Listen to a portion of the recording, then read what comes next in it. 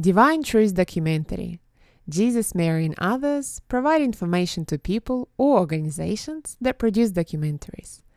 In this video, Jesus and Mary are interviewed by Thomas Leader while staying with friends in Surrey, near London.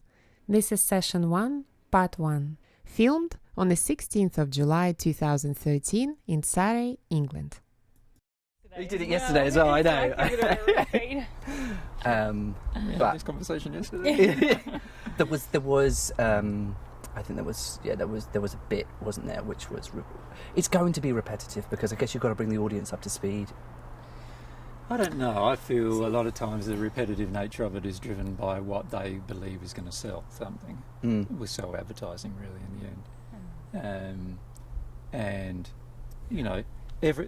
One of the big repetitive things is we want proof, and what they don't realise is that I'd be quite unethical to just go around doing things, giving people proof, because that'd be very self-serving actually. So it'd be very unethical of me to do that. You know, it's one thing to help a person, you know, because you love them, quite another just to help them so that you can show off to this other group of people that you've been a good boy, you know what I mean? So do you feel like healing someone just so everyone else believes it? There's not the reason to heal someone, is it? No, definitely not. So how do you feel when you're constantly asked for proof? Well, it's an indication of the lack of ethics and integrity in the person themselves generally, because they don't realise that what they're asking to do is to show off, and then what would they do? Probably accuse me of showing off, perhaps. Because there was that 15 minutes of fame, which was... Did you hear that? Yeah, the lady next to me, yeah.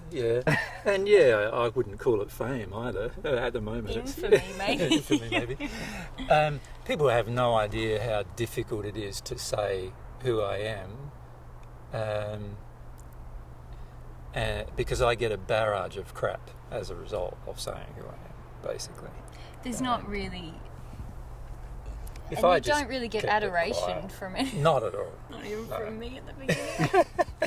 Because I think that's quite interesting as well. Mary, one of Mary's most angriest times was the time where you say, you might be Jesus, but why do you have to say Just shut up Just shut up about it. It's just going to cause you trouble. Was that because you were trying to protect AJ? Protect myself. I wasn't that altruistic. I just wanted everyone to like me. Right. That's basically it. and being with me means that not many people like Mary either as a subsequent result.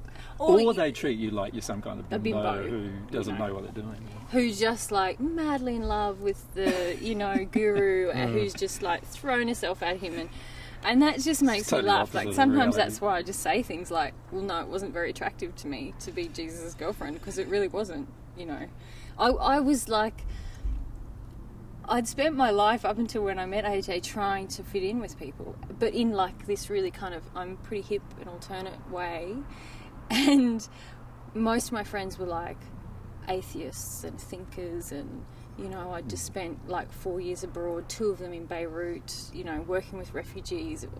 I had this whole thing. I was getting my master's in international health and development. That's where I was headed.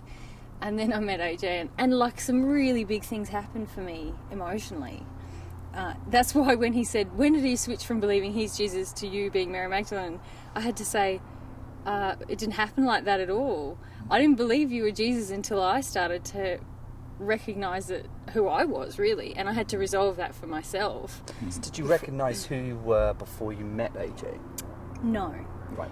But well, this is what I need to explain. Yeah, this is why it's such a hard thing to do. Wasn't a result of being with me or anything, because it was all started happening before Mary was with me. Well, yeah, if I can explain, like I had a lot of experiences before I met AJ, a lot of feelings, what I now know to be memories, and a lot of desires and things, but I didn't file them with that means I'm Mary Magdalene. They were just unexplained. Like, I didn't know I had a really big emotional, And I think a lot of people have unexplained events in their life that they, if they knew the truth about, in the end it would be quite fascinating for them, but they sort of put it in the too hard basket emotionally. That's where I put it. And I didn't believe in reincarnation at all. Nor did I, actually. I still don't. I knew a lot of people who thought they were reincarnated, but I just thought it was a little bit... Well, because so what you're saying is that you're not reincarnated, actually. not in the traditional sense of what it is. Yeah, of the sort of like understanding a Hindu belief system. Yes. No, that's not a truth, and we've observed many people who have passed over into the spirit world trying to reincarnate in order to, act out what they believe is the truth, but it's quite damaging to the earth and the planet at the moment, because there's a lot of people who get overcloaked by these spirits, if you like, at a very young age, and a lot of times they don't get to develop themselves as a result. So it's when you observe it from the spirit world, it's very, very different than how people see it on earth. Because so it's interesting. So what you're saying is that you are Jesus Christ. You haven't kind of taken over a vessel of AJ. No. So when you were, so how does that work? So what is your mother and father then? Well, my first experience of existing as a person was, as it is for most people, their memories sort of usually begin around, 18 months of age, 2 years of age. The brain has started to develop to store memories and experiences at that point. And so my first conscious recollections were being a child in the first century in Egypt, growing up with my mum and dad, Mary and Joseph. They are my first conscious recollections. In terms of in this life, my first conscious recollections were much earlier than that. I actually remember the process of coming back and actually entering, if you like, or being connected to these bodies, which is a bit of a weird sort of experience, because that's not what somebody would normally be conscious of when they're first conceived. So the experience coming, like returning again in terms of having a body to express myself on earth again, is very, very different in this life than it was in the first century. But for me, it's all sort of one experience. It's sort of like I, can remember back to about, like I said, about 18 months, 2 years of age in the first century, and then remember all the events of my life up until my death, remember my death and passing and watching Mary bury me and what I did after that. And how does that make you emotionally feel, especially I guess from sort of Mary's perspective? Because where were you at that moment when I was burying him. Yeah. I was there burying him. but like emotionally. I was grief stricken. Yeah, it was very, very sad time, and up until that point, Jesus or AJ, or this guy had been. We refer basically to me as Jesus. The way we refer to it is everything up until we were born in this life, basically. Okay. We sort of refer to as Jesus, and then everything after that's happened since then, we're referring to as AJ. Does that make sense? So that's that so way you helps understand. Everybody understand. I'm Mary then and now, so it's really kind of confusing and simple. But up until that point, Jesus had been talking to us about a lot of things, and I had a relationship with God, but he was obviously the most developed person amongst all of us who were trying to follow the way, like God's way. And he was our teacher as well as being my husband.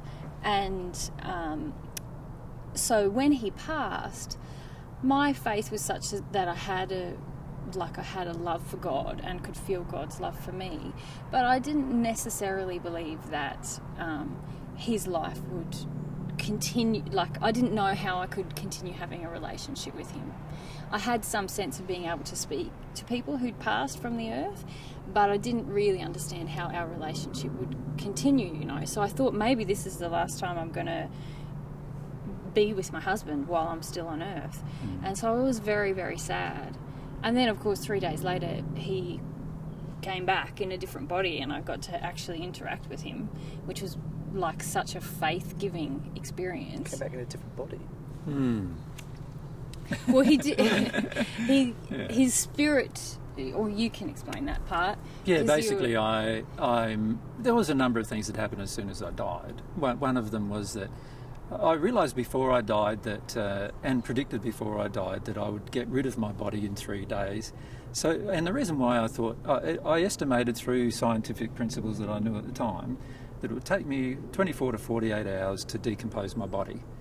And if I could decompose my body and then the tomb was opened, then everyone would see that my body wasn't there, and so they wouldn't attribute me to being a part of that body. Does that make sense? And so what I decided to do was, before I died, and I actually talked about it with Mary and others, that I would decompose my body, and that would be a sign for them that I'm actually still living, but I'm going to have a different body. And they didn't really get that much at the time. They couldn't see how that was sort of possible, right? So once I died, and the girls, my mother and another couple of ladies and Mary, and the Apostle John and a couple of others that you know of in the Bible, buried me in my father's tomb. Actually, it wasn't Joseph of Arimathea's tomb, it was just my dad's tomb, and which we had as a family burial plot in Jerusalem since my father became a Pharisee years before. And they buried me in the tomb. As soon as they closed the tomb door, which was like a big rock that took 4 or 5 people to actually lift and put in place, I started decomposing my body. So from the spirit world, I started decomposing the body, because I knew that if anybody saw my body, they would then think that I was still somehow that person who's dead. Does that make sense? Yeah. Yep. So at what point did you go into the spirit world then? Immediately as soon as I died. And okay. that happened before my legs were broken and before they speared my side. I died before then, and I died from being ruptured across through here, and it tore apart my heart, and I died as a result of that. So, but they wanted me to die before the Sabbath began. So to make sure that I was dead before they took me down from the tree that I was hanging on, they broke my legs and speared my side up through the side into the heart, in order to make sure. So you weren't crucified? I was crucified in the sense of I was hung on a stake or a tree. Yeah, the Jews' way of doing it was like that. Right. Whereas the Romans' way of doing it was like that. Does that make sense? Yeah. And the way, Pilate wasn't happy about doing the crucifixion of myself for a couple of reasons. One, he wasn't happy because his wife didn't want to see me crucified, and he was pretty, he wanted to please his wife. But the Jewish people wanted me crucified, and particularly the Sanhedrin, so the high priests and all of the priests that were a part of the Sanhedrin, a lot of the Pharisees and almost all the Sadducees wanted me crucified. So to make a point, he hung me the Jews' way of hanging a person, just to make a point to everybody that it wasn't his decision. And he actually wrote a plaque, it was a handwritten note, "The King of the Jews" on the top, and he did that to also make a point. He just wanted to annoy the high priest at the time, whom he had a very volatile relationship with for a number of reasons, and so they hung me like that, and crossed at the risk, because if they hang me through the hands, then my hands would tear apart and not bear the weight, but the weight could be borne much better by hanging a person through the wrists and nailing the feet crossed over like so. And a friend of mine at the time was forced by Pilate to nail the nails into my wrists. That was Cornelius, a man who I had met years earlier, who was a part of the Roman garrison, who was a centurion in the Roman garrison, and everybody in the Roman garrison knew that he had been listening to me, and so they tried to force his hand, I suppose, in declaration of proof that he would eventually become a Christian, right? And he had already become a follower in a lot of ways. So he finished up starting to nail my wrists into the tree, and that they stood. It's just a pole, really, that they stood up. And but he couldn't do it. He felt so emotional about doing it that he couldn't do it, and he just threw down the big sledge that he was holding to hammer it in, and he walked off. And 2 weeks later, they tortured him to death as well. So he died a couple of weeks later. And then, of course, another person who was appointed in his position immediately nailed my feet, and then they stood me up. Now, at that time, there's all this pressure, and because you're hanging like this, there's a lot more pressure than like this. Hanging, there's no way to support yourself so much like this. So I tore apart quite rapidly. So I died quite quickly. I didn't, it wasn't a long, drawn out. See, a lot of people who hung the Roman way might live for 2 or 3 days, actually. But because they'd hang me a different way,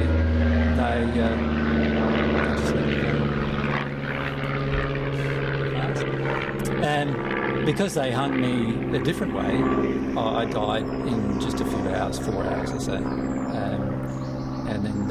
And of course they wanted to make sure, because it was all in a bit of a hurry just before the Sabbath, so they wanted me to get me down off the tree, which they did, and then hand me over to the family. That was the tradition. So my body was handed over. But as soon as I died, I could see everything, because I knew that would happen. So I knew that as soon as my physical body died, I could watch the proceedings. So I watched them spear me, break my legs. I watched, and it was just my body then. It's not me anymore. There's no more pain coming to me because the body had separated from my spirit body, so there's no more pain. And so I could watch everything and watched Mary, tried to console Mary. I told her a lot about death and what would happen when I died, but it was hard for Mary to imagine and conceive at the time. And it was hard for anyone to it was hard for conceive that everybody. you're not your actual body. Yeah. And so in terms of the resurrection, what I wanted to do was, part of what I wanted to prove to people was that you're not your body. You are a soul connected to a body. And if you came back, and I could come back with the same personality, the same thoughts, the same personality, the same feelings, but in a different body, then I could prove to everybody what I was saying about the body. Does that make sense? Yes, yeah, okay. And I knew that I could materialise a body. The way there are laws of nature that allow you to pull together matter from the environment around you to formulate a body that you can control. Once you are at a certain condition of love, you can do that. You're aware of the laws involved. So I was aware of the laws involved. So the very first person I met was Mary. So I appeared as a different body. She initially didn't recognise me because she was looking for the person that she always recognised in a different body, in the body that I'd lived all my life. What did he look like? Like a guy, a different guy, he didn't look like, he was taller than he is now in the first century, and broad like he is now, and he was slighter and slightly shorter as well. Mm-hmm. And a gardener. I looked like a gardener is the way I presented myself to her, a sort of not someone of status in the society, dressed simply and stuff.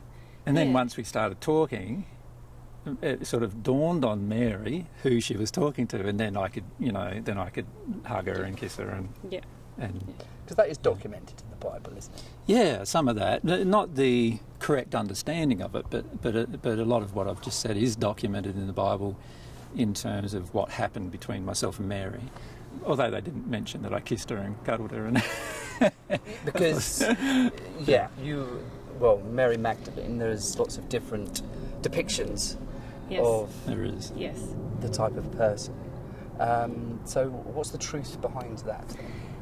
Well, that's a long story. I had a very full and long life in the first century. So I suppose if we talk about the way I'm depicted on Earth at the moment, there's a group of, in the Catholic Church for a long time I was sort of viewed as the archetypal sort of fallen woman, and then some years ago they decided that I wasn't a prostitute and that I was actually, a good woman, and they'd confused their Marys. But still a lot of people of Christian Catholic faith would view Mary Magdalene as this former prostitute who was sort of saved by Jesus and became one of his most devout disciples. And that is partly true in that I was a prostitute for a part of my life in the first century. So in my early 20s, I was a prostitute because some really traumatic things had happened in my life before then. So I'd come from a fairly middle class family, or middle to upper class family in the society of the time. My father was like a trader or a merchant who also had lands, and so we were quite well to do in our community. But because of various things that happened in my family, I was abused and I became pregnant and I was sort of sold from the family. And so various other things happened after that, which led to me entering prostitution. So you're for really a time. sold into prostitution in a way. I was really sold into prostitution, and then, you know, I ran away and lots of things happened, which I remember, which all form part of my story. And then I was a prostitute for a time. I left that and I sort of became a businesswoman of a different kind. Because it's depicted that you must have had money. She So did. Yeah. Well, that's also depends on which Mary you're talking about in the Bible, I think, as to which Mary had the money. There's a Mary who had a sister Martha and a brother Lazarus, who's depicted as having money. But the truth is that at the time that I met Jesus, I had some money because I'd plenty of money. Yeah. We basically lived off of it. Yeah, because I'd become this businesswoman. She'd had a trading. business by the time I met her. She'd had a business for over 5 years or so, and it was a very lucrative business. Yeah, and she was supported a lot by women who had been treated badly as well. Well, I employed them really to work in a factory or a fabric kind of manufacturing place that I had, and trading. I traded in cloths and stuff like that. Anyway, at that time I met Jesus and we got married. And that's probably the other... The met Jesus and got married is probably a bit condensed version.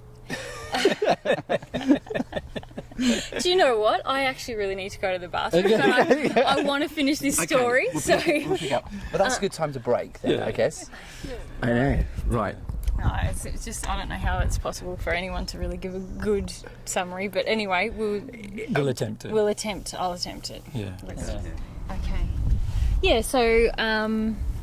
I suppose the other, there's kind of the Christian viewpoints of Mary Magdalene, which is the fallen woman and the prostitute who was saved by Jesus. And currently there's a lot of a new age kind of revival of my image, I suppose, although I don't feel it's quite the revival that I would like. There's a lot of people who now are saying, yes, Jesus was married to Mary Magdalene, and Mary Magdalene was kind of this really special high temple priestess, and she wasn't a prostitute at all, and she was this wonderful person who actually, you know, helped Jesus. And a lot of there's various new age teachings and beliefs around me being a sexual healer or sexual priestess who initiated men in certain rites in temples and stuff like that, which is also, well, that's not true actually about my life at all. And I often find that it's a lot of women who are quite angry with men who want to take on this very rebellious attitude about my life, that no, women have nothing to be sexually shamed about, and actually men need us, and we're all very sexually powerful. And most of the time I find women who are attracted to those teachings are actually battling with a lot of their own personal sexual shame, and spirits are often manipulating that to have them, you know, enter these kind of beliefs and groups where there's a lot of sexually immoral practices going on. I have to pick you up on that point, I'm afraid, because you're talking about spirits. Oh yes, okay. Okay. Yep. Just briefly. Yeah. Spirits are basically people they've lived their life on Earth for however long or short that was, and they've passed into the spirit world. And substantially their character doesn't change. Yes. If they're sexual deviant on Earth, they're still a sexual deviant when they pass, generally. if they have sexual shame on earth, then that sexual shame would be with them when they pass. If they desired to do a whole heap of things on earth that they couldn't get away with because the government wouldn't let them, often they go and try to do it in the spirit world after they've passed. And often they influence people on earth well, all of us are influenced by spirits all of the time. Good or bad. Your cameraman, Peter and Angela, AJ and I, we're all influenced by spirits. So when I refer to spirits, it's not because once we pass from the earth, we basically retain our same condition in love and our same personality and nature. And we motivate a spirit body rather than a material body. Yes. So in other words, it's a body you can't see, but when you're a spirit, you can see it and touch it like you're. Oh, right, okay. Yes. Yeah. Because I was wondering how you could be a sexual deviant without. Well, right, okay. if I can explain a little further, so basically, a spirit when they pass is just like you. When you pass, you'd still be Thomas. You'd still have the same motivations inside of you, the same nature. So, obviously, there's people on Earth who have some dark motivations, and there's people on Earth who have some really beautiful motivations, and they desire to give things to others and be very kind and loving. And then there's a category where most of us fall, which is a mixture of those two things. Now, when we pass, we're just the same. We just don't have a physical body. So you're the same character as before you passed. With the same motivations, and for most of us it's a mix in motivations. Some of us want to have some sort of maybe some darker intentions. Like if someone makes us, if we feel hurt by someone, sometimes we feel like, no, I want to be angry at that person, and I wouldn't mind if something not that nice happened to them just this afternoon, but after that I'd like it to be, that's a dark motivation that exists in a lot of people. So they can attack physical beings. There's certain laws that limit their ability to do so under certain conditions, but under certain conditions the law doesn't limit their ability to do so. If the person on earth is open to such influence, or there's people around the person on earth who's open to such influence, then the people who have died, the spirits who are surrounding us here on earth, they can motivate you in a positive or a negative direction. It just depends on their motivation. Yeah. So if we return to the example I was giving with the women who are involved with sort of making my image into some kind of grand, wonderful sex goddess-like person. And I mentioned that a lot of those women are grappling with sexual shame or rage with men, that they're not, they don't want to heal, they want to live in that rage. So a loving spirit, of which there are many, of many loving spirits actually often surround these women, trying to help them deal with their shame in a positive way and release their rage with men, so they can actually go on to have really, moral, beautiful, loving relationships with men. So a lot of those good spirits are often around those women. But at the same time, they can attract because they don't actually want to look at those things. And the good spirits will only be able to work with them if they want to look at them. So they actually want to avoid these feelings of shame and live in the feelings of rage. So what happens is other people who've been on earth, who've become spirits, who have similar feelings to them, or maybe want to exploit those feelings in them. So men who have darker sexual intentions when they're on earth, once they become spirits, they might surround these women and encourage them into practices that are not very moral or loving, and that's how they influence them. And can so I there's add always too, that there are a lot of so-called gurus on earth that are actually influenced by these kind of sexual deviant men, and that's why a lot of these cult type of accusations are all about sexual deviance. Like one man setting himself up as that has sex with all of these other women around, and this happens very common. We've actually met a few people here in England that actually, in this visit and last visits, that actually do this on a regular basis. And what do you mean? Do what? They are women who go along to these kind of men who claim to be gurus. Right. And to initiate themselves in certain practices, they've got to have sex with him.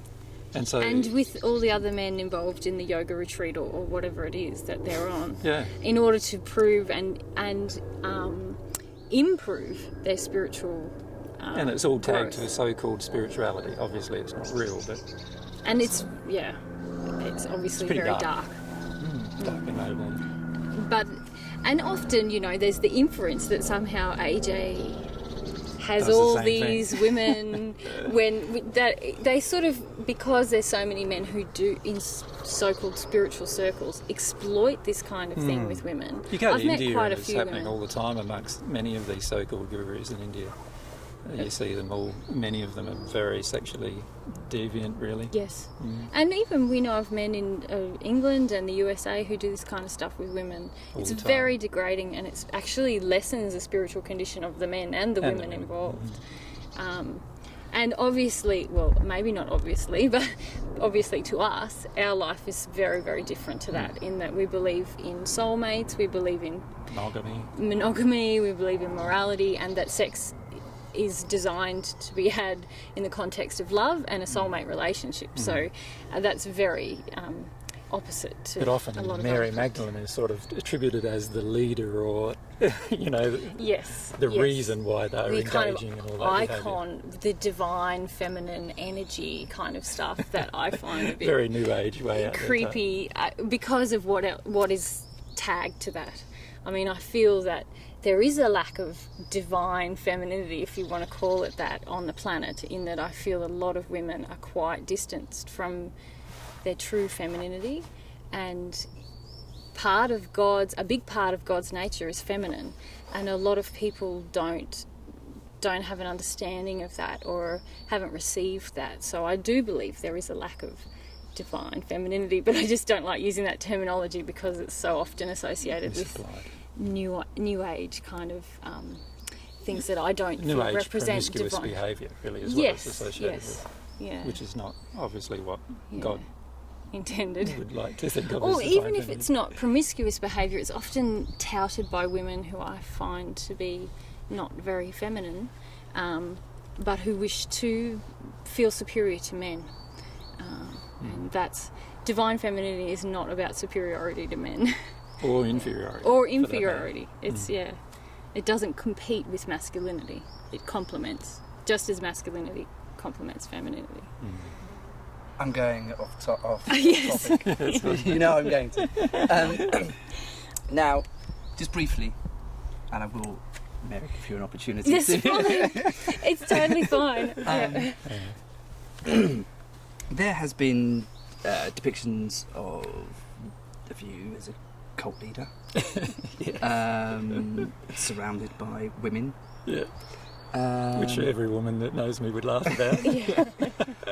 So, is there any truth behind No. what is said, or what is shown, or what is written? No, not at all. I find it amusing, actually, because before I met Mary, I was celibate for 5 years. You know, we're like, now that I've found Mary, even if Mary left, I wouldn't engage in sex with anyone else. Like, Well, and even since we've met, you know, it hasn't always been very much a dreamy love affair between us, because as I mentioned earlier to you, you know, it was very, very challenging for me to meet AJ again and have a whole lot of things emotionally come up for me as recognitions of, oh, this is what all that means. Oh, this is the truth about who I am, and oh, I don't want it at all.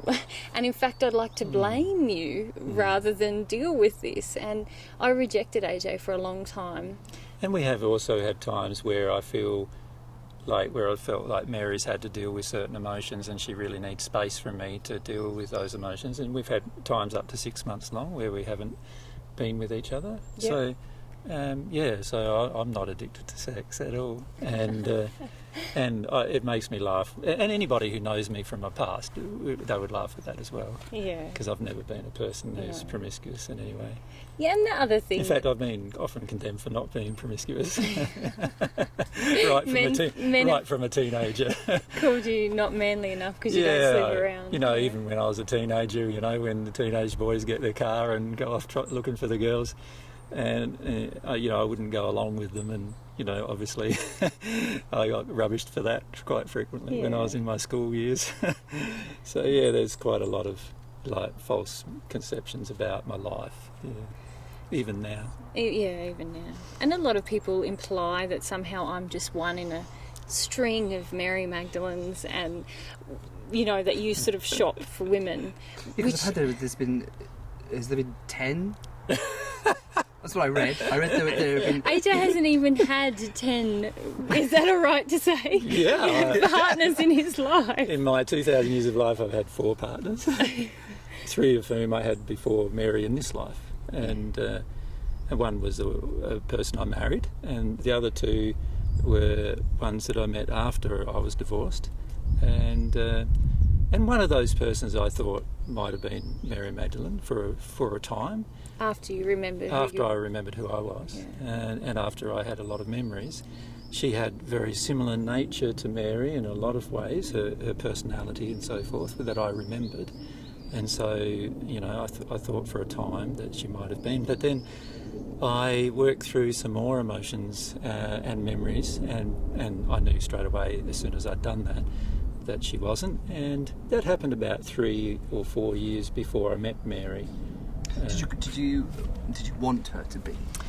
Yeah, it would be true to say that I wanted her to be, because I had so much grief in me about losing Mary that pretty much I wanted somebody to be Mary, you know what I mean, almost. And at that time I hadn't released all of that grief, and the changes that I indicated that I had to go through were I had to release a lot of the grief I had about losing Mary, which has been with me all of my life. And so what I did was I made a conscious effort to get at that grief and remove it. And once I did that, I knew straight away she wasn't my Mary. And then I knew that when I met Mary, I'd recognise her straight away. And it was 3.5 years or so after that I actually met Mary. And I hadn't had a relationship with this woman for nearly 2 or so years before then. So 2 previous. Yeah, so, you know, I hadn't... You know, it wasn't like I was sleeping with her or anything like that. It was just the feeling I had. So you didn't meet in the spirit world? No. We did, yeah. When he says the loss of me, that was the loss, like after we both passed, so I passed some 30... Yeah, I'm not talking about first century loss there. I'm talking about the loss of when we separated to come back to Earth. There was sort of like a feeling of going apart again. And that feeling of going apart again was accompanied with a lot of grief, like a sort of like a tearing away from the other half of myself, is how it felt. Yeah, in order to come back here now in the way that we are, we actually had to attain a state of extreme closeness with each other, like of almost, reuniting we became one as a soul. Yeah. So instead of being 2 halves, we became one again, which is the state that you were in with your soulmate before you came to Earth. But you weren't conscious of it, whereas we were now in a conscious state of it. So when I passed from the Earth in the first century... Can we maybe rewind it even back further than that? Because it's like, when you come to Earth in the first place, any person who comes to Earth in the first instance, they always come to Earth as a separated half of a complete unit. And one attracts one type of body and the other one attracts the other type of body, generally. And these particular 2 halves eventually, at some point in the future, will meet up with each other, depending on what happens, and eventually probably get back together again. If they progress towards God, they will always get back together again. But they'll be conscious of each other, the other half of themselves. So that's the first incarnation. The first incarnation you're not conscious of those things. You're not even conscious of yourself. Before you really incarnate, you're not... the whole purpose, or one of the major purposes of incarnating, is to become aware of yourself. Yeah. So as a little baby... And that applies to Mary and I too. So in the first century when we incarnated, we weren't previously conscious of ourselves. Now, I know there's a Bible statements that we were, or I was, and they're not true. My earliest memories are of, like I said, about 18 months or 2 years in my first century life.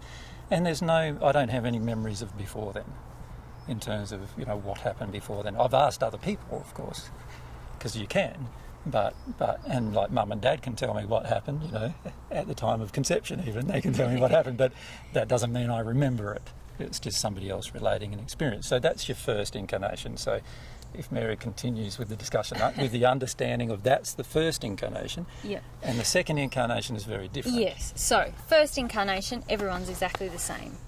not aware of yourself. You come to earth, you grow an awareness of yourself, the Through the half of your process. soul, through the process of living on earth. The whole process of living on earth is designed by God to help you grow an awareness of who you are.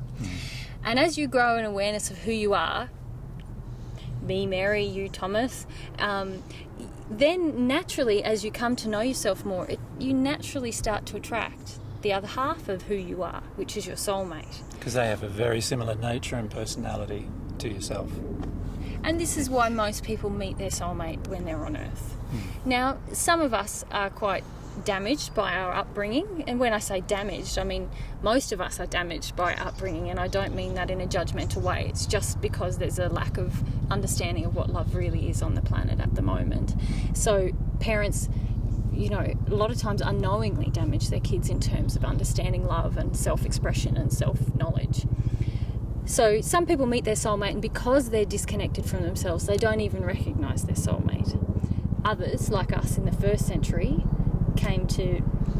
we got married, and we spent... So then I recognised Mary first. Yes. She felt it, Yes. but she had quite a lot of anger with men, as you can imagine, from Given her history. Yes. Her father abused her, sold her as a... Maybe we did that chopper go over as well.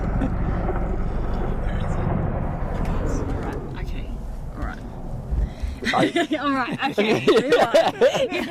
Because these questions also, I'd let you finish. I have to just remember. So, like, where genetics play a role in this. Yes, it's very interesting. There's good Very explanation interesting. for that as Yeah, well. but- good explanations for all these things. Yep.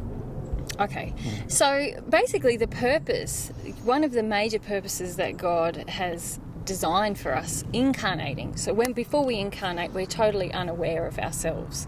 And when we incarnate, the soul separates into the two halves, and we are attached to a physical body and a spirit body. And at that time, we're totally unaware of ourselves. And through the experience of living, God's designed it, and having experiences, God's designed all these laws so that we begin to have some awareness of ourselves and our personality and our nature. And as we do that, as we come to know ourselves more and express our true personality more, we naturally begin to attract the other half of ourselves, our soulmate. Now, for some people, because there's so many misconceptions about what love really is on the planet,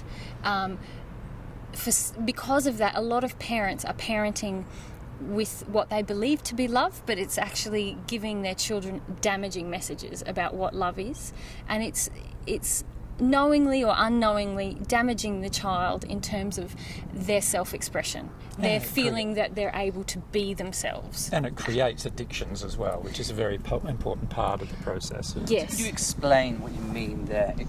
Sort of specifically, if you give me some examples of actually what you mean by Sure. damaging. Sure. So if I'm a parent, You do one and I'll do one. Yeah, you will have different ones. So if I'm a parent and I believe that one of the key elements of love is sacrifice, and I will live my life sacrificing my self-expression, my true desires, because I feel like the only way I love my child is to sacrifice myself and live for them, for example. I then teach my child that in order for them to love me, they have to do the same thing. They have to sacrifice parts of their nature that maybe they want to go and live in Costa Rica, but I feel like, no, if you love me, you're going to hang around close to me, and you can sacrifice that desire because you love me, and that's what families do. So in that process, as a parent, I'm actually damaging the child's understanding of what love is. So they're going to seek relationships where they feel like in order to earn love, they have to sacrifice themselves. Or it could be the flip side. Or that others have to sacrifice themselves in order for them to feel loved. I'm going to Costa Rica, I don't care what you're saying. And then, you have the other side where... Exactly. Yes, so they can rebel against the parent's projection. you know, or they can comply. But in either case, they don't have a good understanding of what love is, because in their rebellion, they're actually acting out of anger, trying to avoid the guilt they feel for not sacrificing themselves. And when they're very compliant, they just live a very compliant life, and they don't, in both instances, they don't fully come to express their true nature in a truly loving way, because they don't really understand what love is. So in that way, the parent, often unknowingly, has damaged the child's understanding of what love and loving self-expression is. And that can actually cause a person to not even recognise their soulmate when they meet them, because they're just thinking, well, true love is when I sacrifice myself for the guy and he sacrifices himself for me. And this guy's not doing that, so I don't even love him. Yeah. When he may, in fact, be someone who doesn't have that, what I would call that as an injury in love, about understanding sacrifice and that it's not necessary in order to love someone. In fact, when we both bring our desires in harmony with love, we'll naturally want the same things if we're soulmates. So we won't ever have to sacrifice anything. So if we both focus on growing ourselves in love, we end up having the same desires and there's no need for sacrifice. And that's beautiful when you think about it, because most people today view relationship as compromise. And to have a happy relationship, each person's got to compromise what they really want. Whereas the way God's created the relationship is that because once you meet the other half of yourself and you both engage progress in love, you end up with identical desires. Like you can end up with those desires without even speaking to each other. And you finish up meeting the person who has the identical desires that you have in life. And so it's a beautiful way of creating a relationship that is with no compromises, and that's the kind of relationship we experienced for quite a long time in the spirit world. And in the last 100 years before we came back to Earth, from about 1935 time on Earth to now, we experienced this to the time we came back to Earth. We experienced that kind of intense closeness, and so once one of us, and it was me first, who came back to Earth, had to separate from that experience, there's a huge amount of grief to experience, and that was the grief that was blocking my ability to find Mary again. I had to work my way through that grief, and once I worked my way through that grief, I realised now there's a good chance that I'll meet her again. And to give an example also of that, the injuries in love but the soul having the basic same desires, AJ was very much more connected with a desire to assist people, to grow towards God and to heal themselves when we met. And I had a similar, very similar desire, but I had a lot of stuff from my childhood about God, like a lot of baggage about God and a lot of baggage about wanting everyone to like me and approve of me.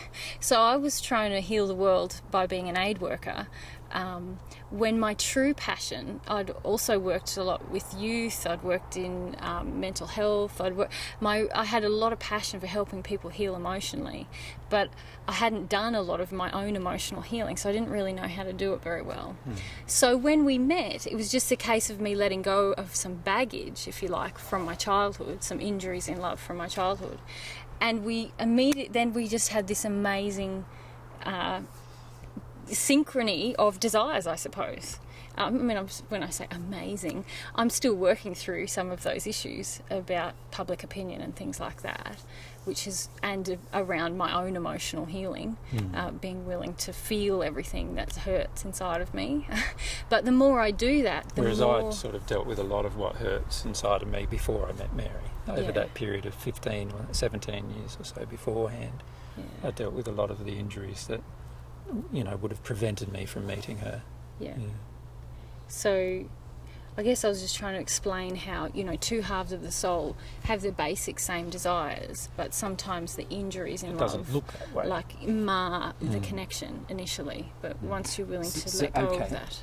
Does that make sense? So opposites don't attract then?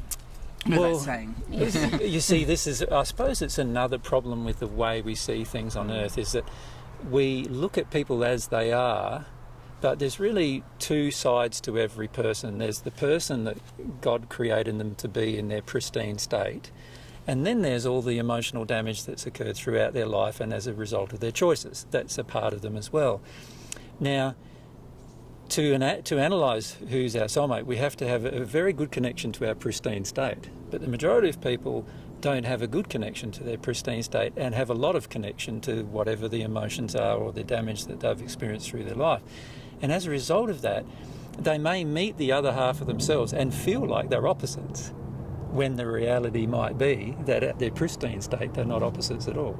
Does that make sense? It does, yeah. And that did happen with us. When we met, Yeah. I thought AJ was complete opposite to me, and yet I was very attracted to him. Even though sometimes I got really angry at him because, you know, he challenged a lot of my desire to control things, and A lot of your addictions got channeled. yeah, changed, and by didn't that I mean he wasn't controlling me. He just didn't let. I didn't let Mary control me. Yes. Mary was used to either having the male completely disconnected from her in a relationship, or connected but only doing what Mary wanted. Yeah. And I was neither. Like, I wanted her connection with Mary, but I didn't want to do what she wanted all the time. Like, I wanted him to change the way he gave talks, to stop seeing Jesus, change the way he dressed, change the way... I just She tried wanted all a of lot it, of, lot of him to change because it confronted things in me, you know, and yet I was quite attracted to him. And, you know, I haven't been successful in changing him.